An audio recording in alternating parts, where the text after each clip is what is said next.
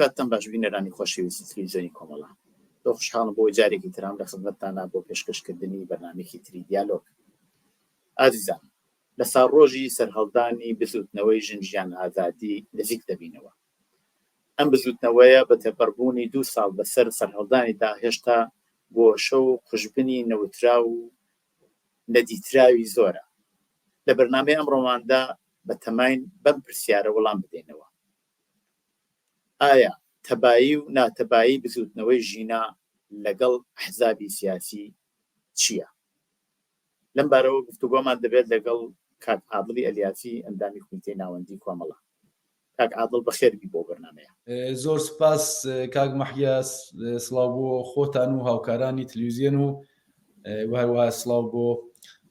بینەرانی و بەرنامەش. زۆر زۆر سپاس. کاک عادڵ، هەروەک لە پێشکەکە ئاماژەم پێکرد، ئێمە لە ساڵڕۆژی ژینان نزیکە بینەوە. تقریباً 2 ساڵ بەسەر بزوتنەوەی ژنجیان ئازادیە تێپەڕە بێت. ئێوە باوەڕتان ئەوەیە کە لە گشتیەتی خۆیدا ناتەباییەک لە نێوان شێوازی کاری حزبە سیاسیەکانی ئێران و کوردستان لەگەڵ ناوەڕۆکی بزوتنەوەی ژینا هەیە. مەبەستان چییە؟ لە ڕاستیەکەیە بزوتنەوەی ژینا تەنها بەگژداچوونی شێوازی حاکمیەتی کۆماری ئیسلامی لە کۆمەلگای ئێران نەبوو. بەنەوعێک تەنها دژەکردەوە لە بەرامبەر زوڵم و سەرکوتگەری و ناعەداڵەتی کۆماری ئیسلامی لە کۆمەلگادا نەبوو، بەڵکو لە هەمان کاتە هەوڵێک بوو بۆ سەراوبنکردنی هەندێک پەیوەندی کۆمەڵایەتی لە حازی فەرهەنگیەوە، لە بواری پەیوەندی جنسیەتیەوە، لە چۆنیەتی تێڕوانین لە بۆ نمونە پێگەی منداڵ لە کۆمەلگا، لە چۆنیەتی تێڕوانین لە تەبیعەت و ژینگە پارێزی، لە چۆنیەتی چاوکردن لە پەیوەندی کۆمەلگای ئێران لەگەڵ دەرەوەی خۆی و لە مەجموعەی شتی تر. لە ڕاستیە ئەوانەی کە بزوتنەوەی ژینایان خوڵقاند وەلەو بە شێوەیەکی ڕێکخراو نەبوو، بەڵام بەکردەوە بە دوای هەندێک ئەرزش و هەندێک خواستا ئەچوون کە واوەتر بوو لە دژایەتی لەگەڵ کۆماری ئیسلامی و هەوڵیاندا بە چەشنێک ئەو پەیوەندی کۆمەڵایەتیانە کە ئەگە کۆماری ئیسلامیش نەبێت ئەوانە بگۆڕن. و ئەمە کارێکی کرد کە بزوتنەوەی ژنجیان ئازادی یا بە وتەیەکی عامیانەی تر بزوتنەوەی ژینای کرد بە بزوتنەوەیەکی تاکانە هەم لە مێژووی ئێرانە و هەم لە مێژووی ناوچەکەوە بگرە بە عبارەتێکیش لە ئاستی جیهاندا. بیستومانە زۆر جار ئەڵێنەوە ئەوەڵین شۆڕشی بۆ نمونە ژنانە بووە لە مێژووی هەموو جیهاندا ڕووی داوە. تا ئێستا هیچ شۆڕشێکی تر بەو چەشنەکە ژنان تێدا نەخشیان هەبێ وجودی نەبووە. سەم نازانمەوە تا چەند ڕاستە یا ڕاست نییە، من مێژوو نووس نیم، بەڵام ئەزانم کە لانیکەم لە چوارچێوەی ئەو گۆڕانکاریانەی کە لە کۆمەلگای مۆدەرنی ئێراندا، ینی لە 150 ساڵی ڕابردوودا ڕوویان داوە و بە شێوەیەک لە شێوەکان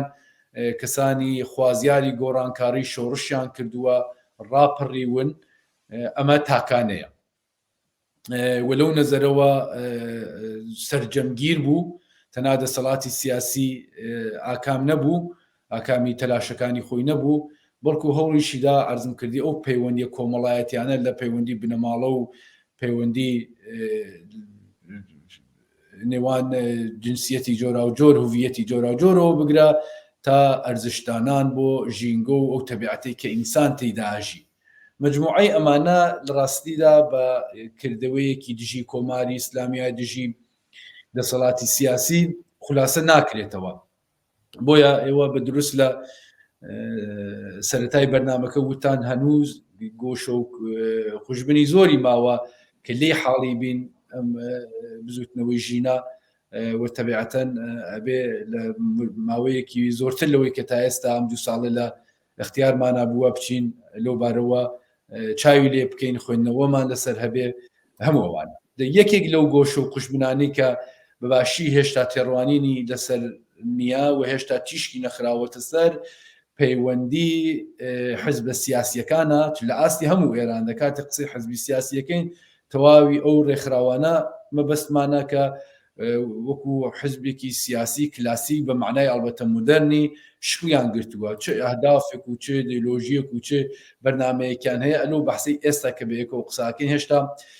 هەدەفمانی ئەوەی کە وەکو حزب وەکو ساختارێکی ڕێکخرا و خەرگی کارەکە ئەو شێوازی حزبێک کە لە کۆمەلگای ئێران بە کوردستانی شەوە زاڵ بووە خۆی وەکو کاری ڕێکخراوی نیشانداوە باوەڕی من قۆناغێک لە دواترە لەو خواستانی کە ئێستا عەزم کردن جنبشی یا بزوتنەوەی ژینا پێوەی ئەناسرای هەوڵی بۆدا و بزوتنەوە یەکێک لە شایەت لە گرنگترین ناتەبایەکانی ئەو سەرجمگیربوونەی بێ ئەو بزوتنەوە عەزم کردن تەنها دەسەڵاتی سیاسی مەبەست نەبوو و هەندێک پەیوەندی کۆمەڵایەتی مەبەست بوو کە ئیلزامەن لەوانەیە بە دەسەڵاتی کۆماری ئیسلامی شەوە نەبەسراوێتەوە ئەوە حزبە سیاسیەکان بە عام لێ غافڵ بوو ئەوان کەماکان وەکو حزب و ڕێکخراوەهایەکە دژی کۆماری ئیسلامی خۆیان ناساند و هێشتا نەیانتوانیوە وەری بگرن ئەو پەیامە زۆر گرنگەی بزوتنەوەی ژیناکە مەبەستی گۆڕانکاری بنەڕەتی و سەرجەمگیری ناو هەموو کۆمەلگایە بۆیە حزبە سیاسیەکان ئێستا لە زۆربەی کاتا لە نەخشی هەندێک ڕێکخرا و کەسانی سازماندراو کە دژی کۆماری ئیسلامی خەباتەکەن و هەوڵ ئەدەن ئەناسرن بە هەموو بە ئەهدافی مشخەسی خۆیانەوە یەکێکی تر لە خاڵە هەرە گرنگەکانی ناتەبایی نێوان هەڵسوڕانی حزبی و حزبی سیاسی لەگەڵ کۆمەلگای لەگەڵ بزوتنەوەی ژینا ئەوە بوو کە تەکەسر و فرەڕەنگی هوڤیەتی و ئەنعتاف بەرامبەر بەوە لەگەڵ یەک مۆردە قبول قەراری نەگرتووە بزوتنەوەی ژینا زۆر منعتف بووە لە بەرامبەر ئەو هەموو فرەڕەنگی و فرەدەنگیە کە لەناو بزوتنەوەی پێشکەوتوخوازی ئێران بەگشتی بووە حزبە سیاسیەکان کەماکان لە چوارچێوەی حزبی بەسراوی بە هێرارشیەوە ئەناسرێنەوە ئێستا مەبەستمان دیسانەوە ئەڵێن ڕاست و چەپ و لیبرال و سوسیالیستەوانش نیە عمومەن ئاستانەکەم ئێستا لەوانەیە بۆ ئەم یا ئەو ڕوانگەی سیاسیکە و حزبانە لەسەر ئەساسی پێکاتووە ئەوەکو نەقد وەکو عیب نەرزانرێ بەڵام و حزبانەی کە خۆیان بە پێشکەوت و پێشڕۆ و ئەزانن لەگەڵ ئەو ڕۆشە نەهاتوونەتەوە وەکو عیبێک لەسەریانە ئێستا و ئەوە نیشانەدا هاوتەبا نەبوون لەگەڵ ئەو شەپۆلی خواستەی کە لەگەڵ بزوتنەوەی ژینا لە کۆمەلگای ئێران و کوردستانە سەری هەڵدا و بە تایبەتی تریش فرەڕەنگی و فرە نەوعی لە جنسیەت و تەمەن و ڕوانگە و بیرروباوەڕی سیاسی و یان لە ئاستی جۆرا و جۆری زانستی و تەحسیڵ و هەموو ئەوانەوە کە چاو لێ بکەی ئێستا حزبی سیاسی هەمووی نەگیواختە یەک ڕەنگە یەک نەوعە بۆ نمونە سەرکردایەتیەکی بە تەمەناچوو و پیاو لە کاتێکە جێگەی ئەخشاری تری ناو کۆمەلگایان نوێنەرایەتی ئەخشاری تری ناو کۆمەلگا لە ناو حزبەکانە غایبە و هەر بۆ دەلیلەش گۆڕانکاری نەوسازی فەرهەنگیش لە ناو حزبەکانە دوای تێپەڕبوونی 2 ساڵ بەسەر و بزوتنەوە شێشتا ڕووی نەداوە. بەڵێ ئەو باسەوای وایکەن کە حزبە سیاسیەکان قۆناخێ لە دواترن لەگەڵ ئەوەی وا هەمیشە باسیەوە کراوە کە حزبی سیاسی ئێوێ بە بزوتنەوەی شکڵ بدا و یا ڕێبەرایەتەکەی بەدەست بگرێت ئەوە مەبەستانەوەی ئەبێ پێداچوونەوەیەک بەسەر ئەو بۆ چوونا بکرێت کە حزبی سیاسی تازە دووە ناتوانێت یا ئەو تعریفەوە لەو حزب سیاسیەکە گۆڕاوە. بەڵێ هەم گۆڕاوە هەمیش بنەوەکیش لەوانەیە لە هەندێک لایەنەوە بە قووەتی خۆی باقی بێ لەو نەزەرەوە گۆڕاوەی تر حزبی سیاسی ئیلزامەن ئەو ئەهرومی ڕێکخستنی کۆمەلگا و ڕاهبەریکردنی کۆمەلگا بە شێوەی کلاسیک نییە. ئەو تئۆریە یا ئەو نەزەریە کاتی شکلی گرت کە کۆمەلگا و ئاحادی ناو کۆمەلگا ئەندامانی کۆمەلگا دەستڕەسی کافیان بە بەدەستێنانی زانست و زانیاری نەبوو، توانایی خۆڕێخستن و وەجم و جۆڵخستنی بزوتنەوەکانیان نەبوو، بۆیە ئەوترا ئەو تەیفەیە کە ئەتوانێت یەک بگرێ و ڕووناکبیرترە ئاگاهترە بە عبارەتێکی تر ئەوانە ڕێکخراوێکی سیاسی دروست دەکەن بە ئیستلاحی گەوانە ئەبنە مۆتۆری وەڕێخستنی بزوتنەوە کۆمەڵایەتیەکان و نهایەتەنی سەرکردایەتی بزوتنەوە کۆمەڵایەتیەکان نەگرنەوەدەوە کۆمەلگا لەو ڕێگاوە ئەگۆڕێ. بەڵام ئەو گۆڕانکاریانەی کە لە ئاستی پەیوەندی لە ئاستی زانست لە ئاستی خوێندن و خوێندەواری لەناو کۆمەلگای بۆ نمونە ئێستای ئێران و کوردستانە ڕوویداوە، ئەوەی بەنەوەیەک کەمڕەنگ کردوتەوە ئەو نەخشەی حزبە. ئێستا ئەوانەی کە لەناو کۆمەلگا ئاژین لەباری ئاگاهی و توانایی و زانستەوە لە زۆر بواردا لە ئەوانەی کە حزبیان پێکێناوە لە سەرکردایەتی حزبەکانیشتەهان لەسەرەوەترە، تەنانەت ئەنگیزە و توانایی ڕخی ڕێخستن و شکڵدان بە بزوتنەوەکانیشیان زۆرترە و لەوەش واوەتر ئەوان بەکردەوە نیشانیان داوە کە توانایی و زەرفیەتی سەرکردایەتیکردنی بزوتنەوەکانیشیان زۆرترە. یعنی لە قۆناغێکی مێژوویە کە حزبەکان بە دەلایلی جۆر بەجۆر ئەز جملە سەرکوت و داپلۆسینی دەسەڵاتی سیاسی کۆماری ئیسلامی ئەوە ئەم حزبانە نەیانتوانێت ئەو سەرکردایەتیە بکەن، ئەوە خەڵکی ناو کۆمەلگا بۆ خۆی بووە ڕووناکبیران و جوانان و خۆشفکران و کەسانی ناتوانیان سەرکردایەتی بزوتنەوەکان لە مەیداندا بگرداهودا. بۆیە ئەلزامەن ئەو تەغییراتی کە لە بافتی کۆمەلگادا بە وجود هاتووە سەتی چوونەسەرەوەی ئاگاهی کۆمەلگا، پەیوەندی مەجازیەکان و پەیوەندی لەگەڵ بەشە جۆرا جۆرەکانی دنیا کە هەرکەس لە ماڵی خۆیەوە توانێت بەرقەراری بکە، ئەو تئۆریەی لاواز کردووە. بەڵام ئەمە معنای ئەوە نییە کە نەخشی حزب ئلزامەن لاواز بووە، نەخشی حزب گۆڕدراوە. ئەرزەکەی منەوەیە حزب کەماکان پێویستیەکی کۆمەڵایەتیە، کۆمەلگا نەهایەتەن بەکاری سازماندرا و ڕێکخرا و لەنەوەی حزب ناتوانێت بەرەو پێش بچێ بۆ شێوەی کە لازمە. بەڵام حزب ئەگە بە شێوەی جاران بە شێوەی کلاسیک وەکو گروهێکی بەستە کە گۆیا عەقلی جەمعن و ئەوانە قشری ئاگاهی بۆ نوانی مثال کۆمەلگان ئەوە چاوی لێ بکرێ، ئەو وەختە ئەبینی کە ئاحادی ناو کۆمەڵگا ئەندامانی کۆمەلگا لە زۆر بواردا لە ئەندامان و سەرکردایەتی حزبەکان لە هەموو بارێکدا بەتواناتر و پرزەرفیەترن و بۆیە بۆ نمونە وەسڵ نابن بۆ حزابانەوە یان نەزەریە و باوەڕ و هدایەت و ڕاهنمودەکانی ئەو حزبانە ئلزامەن پەیڕەوی لێوە ناکەن، چونکە ئەوان خۆیان بە پێشکەوتوتر عاقڵتر تواناتر و زاناتر لە حزب سیاسیەکان نەزانن. ئەگەر حزبەکان نەتوانە خۆیان لەگەڵ هەلوو مەرجەکە بگونجێنێ. بۆیە ئێستا بینی لەسەر تاسەری ئێران یەک تاقە حزب کوردستانی لێبەدەر نابینی ڕێنوێنیەکانی لەلایەن کۆبەشێکی بەرچاوی کۆمەلگاوە پەیڕەوی لێ بکرێ. هەموو ڕاگەیاندن و فراخان و ڕێنوێنیە کە ئەدرێتە دەرەوە بەبێ وەڵام ئەمێنێتەوە. ئەوە معنایەوەیە ئاحادی ئەو کۆمەلگا ئەندامانی ئەو کۆمەلگا حزبی سیاسی وەکو پێشڕەوی خۆی نازانێ و حزبانێکیان ڕاستە چەپە جگە ئێستا ئەو مۆردە بەحسمان نییە. کوردستانی لێبەدەر کە لە ئاستێکی سەرەوەتر حزبە سیاسیەکان مەقبوڵیەتیان هەیە، ئەوە کو بەشەکانی تریێران بەداخەوە ڕەنجەبا لە نەبوونی پێگەی حزبی سیاسی. ئەو کۆمەلگا لەو بارەوە پێشکەوتووە. لە کوردستانیش بەڕاستی ئەو نەزەریە بنەوەیەک چۆتە ژێر پرسیار کە ئلزامەن حزب هەموو کارەکانەکە. بۆ نمونە بزوتنەوەی ژینا هەمومان ئەزانین بزوتنەوەیەکی خۆجۆشی دەرونی کۆمەلگا بوو، وانە بوو حزب سیاسیەکان بچن لە ئۆتاقێکی فکرە بە ئەندامانی خۆیان بڵێن بڕۆنەوە بزوتنەوە ڕێک بخەن، بەڵکو حزب سیاسیەکان چالاکانی و حزبانە نەخشیان تێدا بوو، بەڵام ئەوە پەدیدەیەکی تەبیعی و خۆجۆشی ناو کۆمەلگا بوو و بە باوەڕێ من بۆ شێوەش کە لازم بوو حزب سیاسیەکان نەیانتوانی سەرکردایەتی بکەن و لە ڕاستیشا قرار بگرن. بۆیە ئێستا لازمە ئەو حزبانە لە حزبی بوون تعریفێکی تر بەدەستەوە بدەن کە ئلزامەن ئەوە نییە کە پێشتر بووە. بەڵێ یانزەی خەرمانان سەرڕۆژی دامەدراندنی حزبی کۆمونیستی ئێرانە یەک ساڵ بەسەر ئەو کاتەدا تێدەپەڕێت. ئایا ئێوە مەبەستان لە حزبی سیاسی مەبەستان حزبی کۆمونیستی ئێران و کۆمەڵی شەیاک و ئەوانە جیا کردوتۆ لەو حزبە سیاسیانێ وایە سەباست کرد؟ من عرضم کردن کە حزبە سیاسیەکانی کوردستان لە ئاستێکی سەرەوەتر توانیویانە خۆیان لەگەڵ هەلومەرجەکە بگونجێنن و لە ڕادەیەکی سەرەوەتر لە بەشەکانی تری ئێران توانیویانە مەقبولیەتی کۆمەڵایەتی بەدەست بێنن. تا ئەو شوێنەی بە کۆمەڵە ئەگەڕێتەوە کۆمەڵە یەکی لەوانە بوو کە توانیوێتی بە تۆری لە بەراورد لەگەڵ بەشەکانی تر من عرض دەکەم، نە بە شێوەی ئیدعا بڵێم بە هەموو قۆناغەکانە تێپەڕیوە و لە مۆقعیەتێکی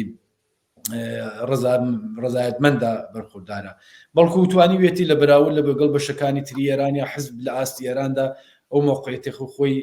بهێڵێتەوە و قسەی بردی بێ لە ناو کۆمەلگای کوردستانە ڕێنوێنەکانی تا ئەندازەیە وەڵام وەربگرنەوە چالاکوانانی لە ناو کۆمەلگا تەسیریان هەیە، ئەجملە چاپۆشی لێ ناکرێت کە تەسیریان بووە لە بەرەو پێشبردننی بزوتنەوەی ژینا لە کوردستان. بەڵام تا ئەو شوێنەی بە حزبی کۆمونیستی ئێران ئەگەڕێتەوە ئێستا ئێوە فەرمووتان ساڕۆژێتی جێگەی خۆشێتی ئەلبەتە لە سەرەتادا قەدردا بنین بۆ ئەو زەحەماتەی لە ماوەی 41 ساڵەدا کێشراوە فداکاری و لە خۆبردوویانە کراوە، بەڵام تا ئەو شوێنەی بە حزبی کۆمونیستی ئێران ئەگەڕێتەوە نەخی لە ئاستی ئێراندا ئەو حزباش بە سەردۆشتی حزبەکانی تر تەبدیل بووە، سەرەڕای هەموو کۆشی و تەقەلایەک کە کراوە، سەرەڕای نیەتێکی ئەرزشمەند کە چالاکوانانی ئەو حزبە هەمومان بوومانە بۆ بەرەو پێشبردننی کار و چالاکیەکانی، بەڵام لە ئاستی ئێراندا ئەو حزبە هەمان سەرنوشتیە کە حزبەکانی تر هەیەە، یعنی نەبوونی پێگەیەکی کۆمەڵایەتی و بێ نەخشبوون لەو بزوتنەوانەی کە لە کۆمەلگادا هەیە. بە عبارەتێ حزبی کۆمونیستی ئێرانی لە ئاستی ئێراندا بە تێپەڕبوونی 41 ساڵیش هێشتا نەیتوانیوە ئەو شتێکە بۆ خۆی دیاری کرد بوو، ینی حزبی سەرکردایەتی کردنی بزوتنەوە کۆمەڵایەتیەکان یا لانیکەم حزبی تەسیردانا لەسەر بزوتنەوە کۆمەڵایەتیەکان ئەو نەخشە ئەو ڕۆڵە ئیفا بکە و ئەومان پێگەێنێ کە ئەو ئەو حزبەی ئێمە نەیتوانیەوە خۆی لەگەڵ هەلومەرجەکە بگونجێنێ. بە باوەڕی من کۆمەڵە بە دەلیلەوەی کە لە ماوەی 44 ساڵەدا پەیتا لەگەڵ بزوتنەوەکەی خۆی لە پەیوەندیدا بووانی پەیوەندەکەی نەپچراوە، نوع ئەمەلگرایی لە کۆمەڵەدا بەرجەستەتر بووە، سەرڕای ئەنگیزەهای فکری بووە، بەڵام لە عەمەڵدا لە هەلومەرجێکا قەراری گرتووە کە ناچار بووە خۆی لەگەڵ ساخت و سازی ناو کۆمەلگا بگونجێنێ و بتوانێت خۆی لەگەڵ ئەوەست هاوسوو بکە. بەڵام ئەو پەیوەندیە لە بینی حزبی کۆمونیستی ئێران بوو نمونە لەگەڵ کۆمەلگادا نەبووە و ئەو حزبی کۆمونیستی ئێران یەکی لەو حزبانەیە کە ئێستا زۆر پێویستە خۆی نوێ بکراتەوە کۆ بۆی کە بتوانێت ئەوەی کە لە بەرنامەی خۆیمانە داماناوە و حزب چ نەخشێکی بێ ئەو نەخشە ئیفا بکە. ئەگەر ئەو نوێسازیە ئەنجام نەدا، یعنی ئەگە پێیوان نەبێت کە دەورە گۆڕاوە، ئەگە پێیوان نەبێت کۆمەلگا گۆڕاوە، ئەگە پێیوان نەبێت نەخشی حزب گۆڕاوە، ئەگە پێیوان نەبێت دانش و توانایی و زەرفیەتی کۆمەڵانی خەڵک بەتایبەت چەند نەسڵی چەندەهەی ئاخیر گۆڕد ئەو نەوعێکی تر دانشیان لە شوێنێکی ترا، ئەوان هەر بۆ ئاسانیە قبول ناکەن من مانەندێ وەکو ئەوانێکی لە ناو حزبێکی سیاسی وەکو حزبی کۆمونیستین ئێمە مانەندێت توانی سەرکردایەتی و کۆمەلگا بکەین و هەموو قسەمان قبول بکرین، لەوێ بازبینیە بە ئیسلاحنەکە بە تەئکیدەوە بەردەوام 41 ساڵی تریش ئدامە بە خەباتی خۆی بدات بێ پێگەی کۆمەڵایەتی ئەمێنێتەوە. ئەو حزبی کلاسیک بۆ معنا کە حزبی سلسلە مەراتب بێ، حزبێکی هێرارشی بێ بە ئیستلاحێکی تر سەرکردایەتی هەیە، هەموو تەبعیەتەکە، دوای بزوتنەوە کۆمەڵایەتەکان لە حزب تەبعیەتەکەن و دواتر بەرەساسی فەرمان و دەستوراتی سەرکردەیەک و کمیتەی مەرکەزیەک و ئەم ئورگانی حزبی بزوتنەوەیەک ئەبەنە بەرەوە، ئەمە نەگۆڕێ و نەبێ بە نوعێک هاوکاری لە بینی حزبی سیاسی و بزوتنەوەی کۆمەڵایەتی، نوعی وەرگرتن و دانی تەجربە و ئەزموو لە کار و خەبات، نوعی گۆڕینەوەی بیرروڕا و گۆڕوونەوەی زانست و تێگەیشتن، ئەو پەیوەندیەکی وا بەرقەرار نەبێ و حزب نەبێ بە ئەهرومێک لە شەبەکەیەکی بەربڵاوی کۆمەڵایەتیە، ئەو بزوتنەوە کۆمەڵایەتیانەوانە یەکنەواخت نین، متنوعن وخواستي خویان هەیە حزب ئەگەر ئەو فرەیە قبول نەکاتووە نەبێ بە ئەهرمێک لە شەبەکەیەکی بەربڵاو بۆ تەغییر و تەحوڵاتی کۆمەڵایەتی هەی چاوەڕوان بێ لەسەرەوە دەستوری ئیجرا بکرێ بە تەکیدەوە ناتوانێت کۆپێگەیەکی کۆپێگەیەکی قەوی پەیدا بکە و ئەوە شامڵی تەبیعەتەن حزبی کۆمونیستی ئێران و وە کۆمەڵەشە. بڵێ لەسەرم باسی بمێنینەوە لەسەر باسی مەسەلەی بزوتنەوە کۆمەڵایەتیەکان بۆ خۆی ئەو بزوتنەوانە لە کوردستان تا ئەندازەیەک بزوتنەوەیەکی کۆمەڵایەتی ڕێکخستنی هەموو کۆمەلگا بووە. مەسەلەن بۆ نمونە چەند مدەتێ لەوە پێش لەو تۆڕە کۆمەڵایەتیانە فیلمێک پیشانەدات گەنجێکیان گرتووە بە زۆری خن ناو پۆلیس گرتوویەتی خەنە ناو ماشینێ خەڵکەکە ڕاوەستاون تمشایەکەن لە سوورەتێکا شتی وایەمە لە کوردستان نابینین لە کوردستان ئێمە بینین ژینگە پارێزێک سەر بە هیچ لایەنێکیش نییە بۆ ژینگە هەڵسوڕاو بووە و وەختی گیانی بەختەکە بزانین چ مەسەلەن چ بزوتنەوەیکی کۆمەڵایەتی ڕوەدا ئەو تایبەتمەندیە ئایا تایبەتمەندی بۆ خۆی کوردستانەیە تەئسیری حزبی سیاسیە لە کوردستان؟ بە باوەڕی من تەرکیبێکە لە هەردووکیان ینی دەوری حزبی سیاسی لەوە ئەبینرێت بە تاکیدەوە بەڵام هاوکاتیش ئەو گۆڕانکاریانەی کە بە وجود هاتووە و ئاستێکی بەرزی وشیاری بە کۆمەلگا بەخشیوە ئەوە ئەساسەن حاصلی تەلاشی ئەندامانی و کۆمەلگایە. یعنی ئەگە حزبی سیاسیش نەبووایە کۆمەلگا بەرەو پێشەڕوە لە ئاستێکا پێشکەوتویی بەخۆیەوە ئەبینێ بەڵام حزبی سیاسی ئەتوانێت یارمەتی دەری ئەوە بێ. ئەوە عەرزەکەی منە حزبی سیاسی ئەتوانێت یارمەتی دەربێ. ئەو یارمەتیدانە لە کوردستان حزبەکان بە تۆری نسبی باشتر توانیویانە بەڕێوەی بەرن بەڵام کەماکان کەمە.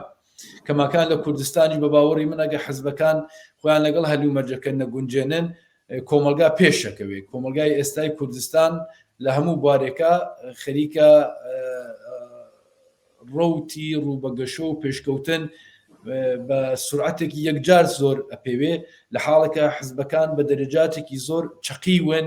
لە هەندێ ذهنیەت و لە هەندێ پەیوەندی پێشترە. ینی قودرەتی و هێزی گۆڕانکاری خۆ نوێکردنەوە خۆ لەگەڵ هەلومەرج گونجاندن لە کۆمەلگا بەهێزترە تا لە ناو حزبەکان. ئەگەر ئەو ناوتەبایە یان ئەو هاوسەنگیە هەروە لەو ئاستەدا کە ئێستا هەیە بمێنێتەوە بە تەکیدەوە پەیوەندیەکان لە کوردستانیش ئەتوانێت بگۆڕێ. کوردستان بزوتنەوەکەی تایبەتمەندێکی ئەوەیە هوڤیەتێکی هاوبەشی بەدەستێناوە هوڤیەتێکی خەباتی هاوبەشی بەدەستێناوە کە زۆر بە ئاسانی ئەتوانێت ئەو هوڤیەتە هاوبەشە جموجۆڵی کۆمەڵایەتی ڕێبخا. ئێوە فەرمووتان وتان لەسەر گیان لەدەستانی ژینگە پارێزێک کۆمەلگا هەموو هەڵەستێت و ناڕزایەتی دەرەبڕێ. معنای ئەوەیە نوعی هاوخەباتی هاوسۆزی هاوهوڤیەتی هاوناسنامەی لەناو کۆمەڵانی خەڵکی کوردستانە بە وجود هاتووە. کەسێک دووچاری مشکلێ بێ لەلایەن دەسەڵاتەوە بۆ نمونە هێرشی بکرێتە سەر بخرێتە زیندان ئەعدام بکرێ یا بە ڕووداوێکی سووتان هاتۆچۆ هەر ڕووداوێکی لەوانەیە تەبیعیش لە ناو بچێ ئەبینی ئەو هاوسۆزی و هاودەنگی و هاوخەباتیە خۆی نیشانەدا. ئەمە لە حاڵەکایە کە بە باوەڕی من حزب سیاسیەکان هێشتا ئەو تایبەتمەندیانەی کوردستانیان دەرک نەکردووە. یەکێک لە ئەساسی ترین شتەکانیش کە ئێستا حزب سیاسەکان دەرکیان نەکردووە ئەوەیە کە کوردستان بە پاشکۆی بەشەکانی تری ئێران نەزانن کە عەزمکردن هێشتا ئەو فەرهەنگی جێکردنی جێخستنی کاری حزبی ئەو فەرهەنگی بەدەستێنانی هوڤیەتی مشتەرەکی خەبات و تێکۆشانە شکڵی نەگرتووە. ینی معقول نییە کۆمەلگایەک پێشکەوتوترە بەشێکی لە کۆمەلگای ئێران پێشکەوتوترە ئێستا لەباری دۆزینەوەی ڕێگە چارەی خەبات و تێکۆشان تاکتیکی خەباتەوە. ئەو بەشە پێشکەوتویەت و بە تابع و بە پاشکۆی ئەو بەشە بزانی کە هێشتا بۆ ئاستن نەگەشتووە. معنایەوەیە کە هێشتا بەشێکی زۆری حزبەکان نە لە ڕووی خۆندنەوەی ڕۆژانە لە ڕووی خۆ بە ڕۆژکردنی ئەو کۆمەڵ تەغیراتێکە لە کۆمەلگای ئێران و کوردستان هاتووە بەڵکو بەرەساسی ذهنیەتە پێشوەکانیان وەی کە تئۆریەکانیان چیان پێوتووە و ئەوە عملەکەن. نمونەیەکی زۆر ڕۆشنی و قەزیە ئەو تێڕوانینی مرکز و حاشیەیە تئۆریەکی زۆر کۆنەی 40-50 ساڵەوە پێشە کە لە ئاستی جیهاندا مەترح بوو جیهانی پێشکەوتوو لەگەڵ جیهانی دواکەوتوو جیهانی پێشکەوتوو وەکو مرکزەدانرا جیهانی دواکەوتوو یا پێیانەوە جیهانی سێوم وەکو جیهانی پارێزرا و خراو یا حاشیەی ئەناسرا و ئەتوترا و جیهانی پێش دواکەوتووە ئەبێت تەبعیەت بکات لە جیهانی پێشکەوتووی سەرمایه‌داری بۆ ئەوەی کە پێشکەوتووی بەخۆیەوە ببینێ نەزەری زۆر باوین لیبراڵەکان بوو ئەوە تەزریح کرا بەناو کۆمەلگای ئێراندا ئەو وەختە وترا ناوچە حاشیەکانی ئێران کە مەرکەزەکەی ئێران تاران و شارە سەنعەتیەکان بێ ئەوانە دواکەوتوو ئەمێنەوە چارەیەکیان نییە ئەبێت تەبعیە لە مەرکەز بکەن لە ئەوڵەوە ئەوە ئەتوانێت سەدقا کۆمەلگا پێشکەوتوو نەبوو عەسری ئینتەرنێت نەبوو تەحسیڵاتی کۆمەڵانی خەڵک لەو ناوچە حاشیانە لە سەدحێکا بوو ئەبوایە وا بکرایە بەڵام ئێستا تەغییر و تەحوڵاتە کە پێ کاتووە ئەبینین زۆر لە بزوتنەوە پێشکەوتوەکان لەو بە ئێستلا حاشیانەوە سەرهەڵەدا بزوتنەوەی ژنا کە بەو تایبەتمەندیانەوە بە کوردی شارەمان پێکرد ئاخرین نمونەیەتی وەیە معقول نییە وەکو ئاینێ بچەسبێ بۆ تێئۆری حاشیە مەرکەزەوە و خەڵکی کوردستان چاوەڕێ بکەی لە شوێنێکی ترەوە ڕوێ نوێنی بکرێن ئەوە خەڵکی ئێران بە زمانی خۆی ئەڵێ ئێمە کوردستان بە چاو ڕێگای خۆمان نەزانین ڕێنوێنی و لێ وەرەگرین کەچی حزبی سیاسیمان هەیە ئیسراری هەیە کە نەخ کۆمەڵانی خەڵکە بێ چاوەڕوانی شوێنێکی تر بن ڕزگاریان بکەن ئەمە لە حاڵێکە بافتی کۆمەلگای ئێسای ئێران ئەم هیچ بزوتنەوەی تحت سەیتەرەی بزوتنەوەیەکی تر یا هیچ بەشێکی تحت سەیتەرەی بەشێکی تری نییە بەڵکو بزوتنەوە پێشکەوت و خوازەکان لە شەبەکەیەک لە زنجیرێک و ئەوان وەکو ئەڵقەیەک پێکەوە گرێدراون یەکتر تەکمیلەکەن لەسەر ئەوە قەزا پرسیار بکەم ئێوە زۆر لایەن پێیان وایە کە بزوتنەوەی ژینا بزوتنەوەیەکی چەپە ئێوەش بۆ خۆتان تازەی شتێکتان نووسیوە لە شتێکتان نووسراوەیەکتان بڵاو کردێتەوە لە ژێر ناوی 8 دەرسێک کە دەبێت لە ئەزمموی حزبی کۆمونیستی ئێران وەربژیرێ لە یەکێک لەو 8 خاڵەدا کە دەستنیشانتان کردو دەڵێن کە پێویستە ڕەوشێکی تازە بۆ یەکگرتنی چەپەکان و سوسیالیستەکان دۆزراوە بۆ هاوسویی لەگەڵ بزوتنەوە پێشکەوت و خوازەکان لەوانە بزوتنەوەی ژینا لەوێ لە پێکاتنی شەبەکەکان ڕوایسە بۆ خۆتان ئاماژەتان پێکرد ئەوەیە ئەو تۆڕە هاوکاریانە ئەبێ ئەوانە پێکەوە لەگەڵ ئەوانە تێکەڵ ببن و حزبولایەنەکان لەو قاڵبەدا توانن ئەو پەیوەندیانیان پێکەوەی بکەن و حتا توانن باسیەوە بکەن کە ئەمە توانێت ئاڵوگۆڕێکی تازە لە بزوتنەوەی ژیناشە پێک بێنێ لەو بابەتەوە ئەگەرەکرێ تۆزیحێکی زیاتر بدەن تۆ ئەگەر چاودێرێکی کۆمەلگای ئێران و کوردستان بی تەنانەت لە کۆمەلگاکەش دوور بیانی لە ڕێگەی دوورەوە ئەو چاودێری خۆت بکەی ئەبینی کە فرەڕەنگی لە ناو بزوتنەوەکان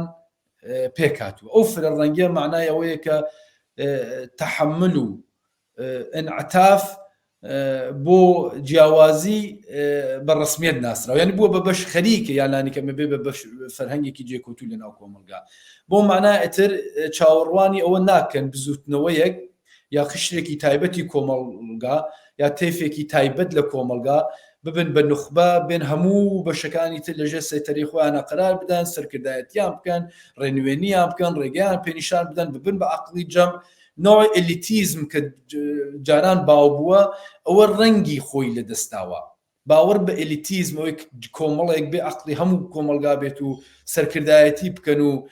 کۆمەڵانی خەڵکی وەدوا بکەون وەدوایان بکەون ئەوە بە نوعی هەرسی هێناوە ئەو توێڕوانینە لە کۆمەلگا بەڵکو نوعێک پێکێنانی بەرە شەبەکە کە لەوێ ئەو بزوتنەوە کۆمەڵایەتیانە بزوتنەوەی کرێکاریە بزوتنەوەی خوێندکاریە بزوتنەوەی ژینگە پارێزیە هەر بزوتنەوەیەکەیە کە خواستی گۆڕانکاری دەغدەغەیەتی و لە ئاسۆیدا هەیە ئەوانە بتوانن لە جبهەیەکە لە شەبەکەیەکە لە تۆڕێکی کۆمەڵایەتیە یەک بگرن و بتوانن خواستی سربەخۆیان بەڵام لە هاوکاری لەگەڵ یەکتر ببنە بەرەوە یا لانی کەمی داخوازیەکانیان پێکەوە گرێ بدەن و هەوڵ بدەن جیاوازەکانیشیان حس بکەن و کۆمەلگا بەرەو گۆڕانکاری ببن ئەوە بووە بە خەریکە ئەبێ بە فەرهەنگێکی زۆر جێکەوتوو لە کۆمەلگای بەتایبەت کوردستان لە شێوەیەکیش لە ئێرانیش دەمعنای ئەو چییە؟ معنای ئەوەی کە ئێمە جاران پێمانەوت وەحدەت یا پێمانەوت یەکگرتووی گۆڕیوە معنایەکی تر ئەبەخشێ ئێستا لە گفتمانی سنەتی وەحدەتدا لە گوتاری یەکگرتووی جاراندا ئێستا چ شکلی حزب بێ چ شکلی کۆمەلگا بێ ئەوە بوو کە هەموویە بێتە ژێر چەترێ و لەژێر ئەو چەترا پەیوەندیەکی هێرارشی وجودیەیە لەسەرەوە سەرکردایەتیەکەیە لەناو سەرکردایەتی تەنانەت تاکە کەسێکەیە کە کەسێکی بە ئۆتۆریتۆ و بە مەوقعیەتە و لەو هێراشی قودرەتە خوارەوە لەسەرەوە پەیڕەوی لێ کات و ئەوە معنایە بە یەکگرتووی بە ئیستیلاح بەخشێ لەناو حزبی شاکایەتە یانوت حزب یانوت کومیتە مەرکەزیەکەیە لە ڕاستی کومیتە مەرکەزیەکە سەرکردەیەکی بەهێزەیەکە لە خەڵکەکەی تر عاقڵترە ئەوە هدایەتەکە هەموو حزبەکە کومیتە مەرکەزی پەیڕەوی لەوەکە بەدەنێ حزبیش پەیڕەوی لەو کومیتە مەرکەزیەکە ئەوە حزب بەرەو پێشەبە ئەو گوتارە شێواوە ئەنی لەنێو حزب شێواوە لەنێو کۆمەلگادا شێواوە تەبیعەتەن ئێمە کە قسەی واکەین ئێستا بە باوەڕی من بزوتنەوەی ژینا بزوتنەوەیەکی چەند بوو و ئەو بزوتنەوە ئەو نوع گۆڕانکاریە نوێنەرایەتیەکە لە کۆمەلگا بزوتنەوەی ژینا تەبیعەتەن حزبی چەپیش ئەبێت دەست بەجێ ئەو پەیامە وەربگرێ خۆی نوێ بکاتەوە کە بڵێ قسەی وەحدەت ئەەکەم شێوەکەی ئەوە نییە بچم حزبێکی ڕەتبەبەندی دابنم و سەرەوە خواری هەبێت و یەک نەفەری لە ڕاستیا قرار بگرێت و عەقڵی جەم بێت و ڕەهبەری مادام العومر بێت و لە دوایی لەسەر پۆستی کومیتە مەرکەزی جاجارێکی بکەوێنە گیانی یەک و ئەمە ئەندامانی مۆزەفن بەبێ ئەگەر و ئەما پەیڕەوی لە قرار و بڕیار و شتی حزبی بکەن ئەلۆ شتانە و لەوە واوەتریش لەوێکە هەوڵەدە وایان و سوسیالیستەکان چەپەکان یەک بگرن ئەبێت لە یەک حزبا کۆ ببنەوە ئەوەش هەرستی نەیەناوە بە شۆڕشی ژینا بەتایبەت ئێستا ئەگە قرارە حزب سوسیالیستەکان یەک بگرن معنایەوە نییە تشەکل و ئەحزاب بڕۆن لەگەڵ یەک تێکەڵ بن و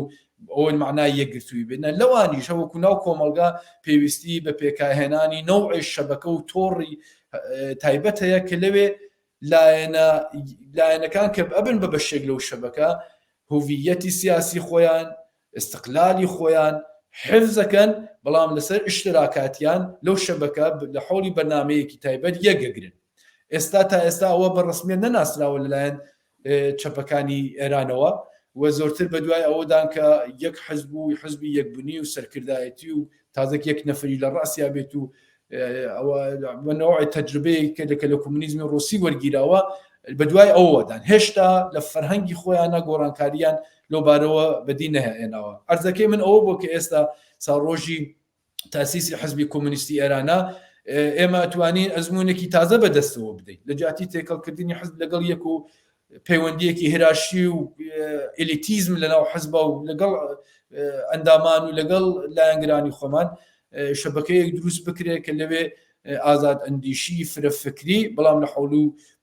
حولی بەرنامەیەکی مشترک و اشتراکاتە کاری هاوبەش بکرێت ئەوە سوباتیشی زۆرترە لە بۆ داهاتوو یعنی ئەو ئەوانەی کە هەمیشە تووشی تەفرەقە و پەراکەندگی و انشقاق بوون لەبەرەوە بووە ئینسان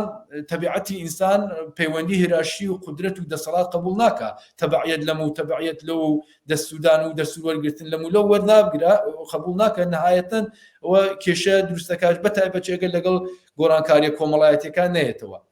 بە کورتی کاک مەحیا پەیوەند بۆشاییەک لە بینی حزبی سیاسی کۆمەلگا دروست بووە تا ئەو شوێنەی بە حزبی چەپە گەڕێتەوە حزبی چەپ و سوسیالیست و پێشکەوت و خوازە گەڕێتەوە پڕکردنەوەی ئەو بەشایە حیاتیە دەنا ناتوانێ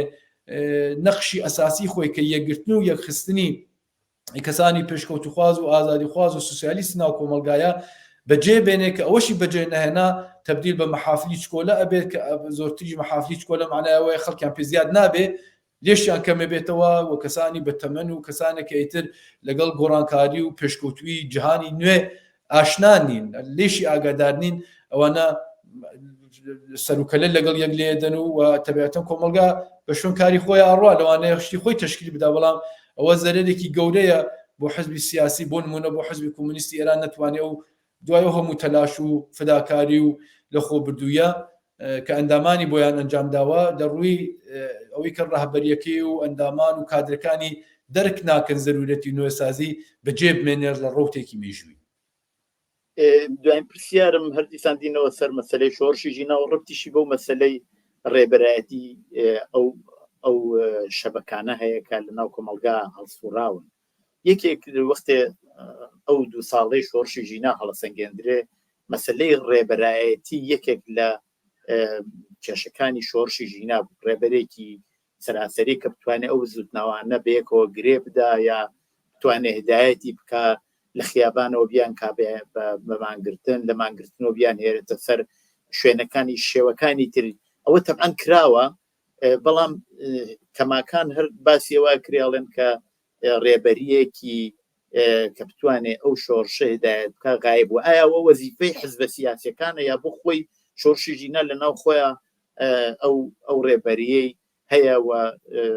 ئەیباتە پێشەوە فقط ئەوە سەرکوتە کە بەری پێگرتووە و سەرکوتی کۆماری ئیسلامی بە تیشترین شێوە بردوێتە پێشەوە کامێک لەوانن یا هەردووکێک لەوانن هەردووکیانن ئەوانە یەکتر تەکمیل دەکەن پێشتری عەزم کردن حزب کەماکان نەقش و پێگەی خۆی ماوە ئەرزشی خۆی هەیە حزب ئەبێ ببێ کۆمەلگا بەبێ حزب بەرەو پێش ناچێت بەڵام حزب ئەو نەقشە سنەتیەی نیەتر عقلی جەمع نییە حزب عەرز دەکەم ئەوە بوو حزب ناتوانێت هەموو ئەو بزوتنەوانە لەژێ یەک چەترا جەم بکاتەوە ڕێبەریان بکە بۆ نمونە دەستورە سادر بکە هەموو کۆمەلگا بە قسەی بکەن ئەوە هیچ دەورەیەکە کە کۆمەڵانی خەڵسەتی ئاگاییان لە خوارەوە بوو بۆ خۆیان دەسەڵاتیان نەبوو بۆ خۆیان نەیانەتوانی چاک و خراپی لەوانەیە لێک بدەنەوە بە ئیستیلاح ئەلیتێک لە کۆمەلگا لە حزبە کۆوە بوونەوە ئەوەی کە لە دەبیاتی ئێمە چەپاپیانەوترێ خشتی ئاگاهی کۆمەلگا یا خشتی ئاگاهی چینی کرێکار ئەوانە هدایەتیانەکە ئەوە ئەو گوتارە باوەڕی من ئتر لە کۆمەلگایەکی مدرنی ئیمڕۆی وەکو کۆمەلگای ئێران و کوردستانە بۆ شێوە لانیکەم حکم ناکە حزبی سیاسی لە سازوکار لەگەڵ بزوتنەوە لەگەڵ سیما ناسراوەکانی بزوتنەوە کۆمەڵایەتیەکان یا ڕابەرانی مەیدانی بزوتنەوە کۆمەڵایەتیەکان باش بە باشترین شێوە توانی نەخشی خۆی بنوێنێ حزبی سیاسی بۆ خۆی عقلی جەمعی بزوتنەوە کۆمەڵایەتیەکان نییە بەڵکو یەکێک لە ئەهرمان ڕێخەرەکانی بزوتنەوە کۆمەڵایەتەکان و ڕەهبەریکردنی بزوتنەوە کۆمەڵایەتەکان بە باوەڕی من ئێمە هیچ کات لە کۆمەلگای ئێران و کوردستان شاهدی ئەوە نابین یەک حزب سەرکردایەتی هەموو بزوتنەوەی بکە و تەنانەت سەرکردایەتی یەک بزوتنەوەش بکە ینی بواری چەپا چاوی لێ بکە یا بزوتنەوەی پێشکەوتوخوازی کرێکاریە چاوی لێ بکەی ئیمکانی یەک حزبی بۆ نمونە کۆمونیستی بتوانێت هەموو چینی کرێکاری قسە لە 20 میلیۆن و 30 میلیۆنی ئەکرێ ئەوانە مەسان سەرکردایەتی بکە لەوانێت چەندین حزب دروست بن بە گوتاری جیاوازەوە بەڵام هەمووی بەرنامەیەکی سوسیالیستیان نەبێ یا تەنانەت لەوانەیە شکلێکی تر لە کاری ڕێکخراوەی دروست بێ کە ئێلزامە حزبی کلاسیک نەبێ بەڵام کار و هاوکاری و کاری متشکل بێ کە ناوی کتری لەسەر بێ نازانم و ئەوانش بن بە بەشێک لە هدایەتکردنی چین و توێژێکی کۆمەڵایەتی بە پانتایی چینی کرێکاری ئێران دا ئەوە تامیم بدە بەسەر کۆمەلگایەکی بەرفراوانی وەکو کۆمەلگای ئێران و کوردستان 80 میلیۆن بە ئەو هەموو بزوتنەوە پێشکەوتوخوازە